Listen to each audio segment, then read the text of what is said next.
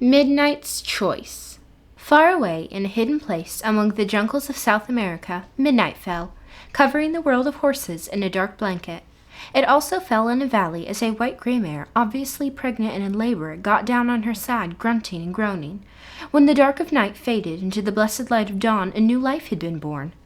The mare sighed, relieved that the beautiful foal was alive and healthy. Soon the gray mist of morning disappeared and the sun rose. For a while, mare and foal lived side by side in the lush green pastures where the birth had taken place. Then one day the mare nickered to her baby. The tiny horse trotted to his patient mother. "You are a young male foal, and your name will be Midnight," the equine mamma told her colt. "What is your name, mamma?" asked Midnight. "My name is Sugar," the mare answered. "Stay by my side, and I will teach you many things." One day, Midnight noticed that Sugar seemed restless. When it was noon that day, Sugar said, "We must find our herd. We will walk a long way." "Yes, mamma," said Midnight, not really understanding.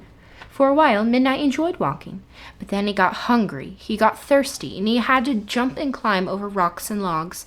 His energy began to wane, but his mother plodded on. His head began to droop, but his mother plodded on. He started to stumble, but his mother plodded on. Finally, he collapsed under a tree, his tongue hanging out. Sugar nosed him to his feet and kept walking. Eventually, she stopped by a stream. She drank and grazed while Midnight nursed and slept. The next day, he was rested and ready to go. At about noon, his mother stopped on a low, rolling slope. A grassy field spread out before them, covered with grazing horses. Sugar threw up her head and whinnied. Then she cantered down the hill, her head held high. Midnight ran at her heels, neighing with all his might. The stallion, a gray horse named Champion, nickered to the mare and sniffed the foal. "I see you brought a black one," said Champion. "Yes," replied Sugar. "Be careful with him," whinnied the stallion, as he traced a copper-colored foal back to the herd. "What did he mean?" asked Midnight. "Black horses are usually bad, my foal," said Sugar. "Do not pay attention to that." But every night, Midnight wondered if brown, tan, chestnut, or gray horses were ever bad. If black horses were bad, were albino horses ghosts?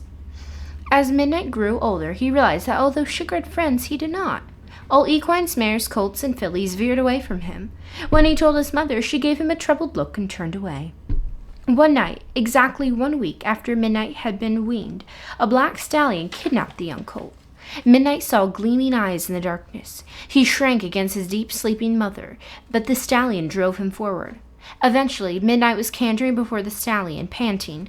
At daybreak, the stallion stopped by a brook with lush grass around it. Midnight, exhausted, slept. A few hours later, he woke to find a band of fillies, colts, and mares grazing in front of the amber-eyed stallion. "Will you join our herd?" he rumbled. "I've kidnapped many horses, all of them black." Midnight looked around. "Maybe." He trailed off. "Where's my mother?" The stallion gave a bitter neigh. "They are far away." "How far?" questioned Midnight. "Very far," was the answer. Meanwhile, Sugar was frantic. "We've got to find him," she said. "We've just got to." Champion loped toward the path the black stallion and Midnight had taken. He sniffed at their hoofprints. "There by Midnight's birthplace," he said. A few days later, Midnight lifted his head and neighed. His mother whinnied back.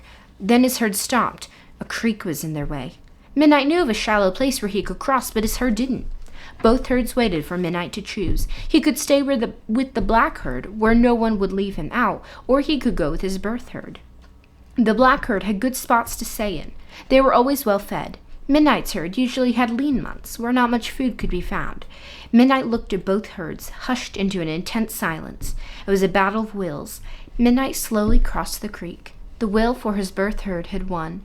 In the passing days, the other colt and filly slowly made friends with him. The colt's name was Copper, and the filly was Honeybun. The two horses always played together after that, and the black stallion never tried to kidnap horses again. The end.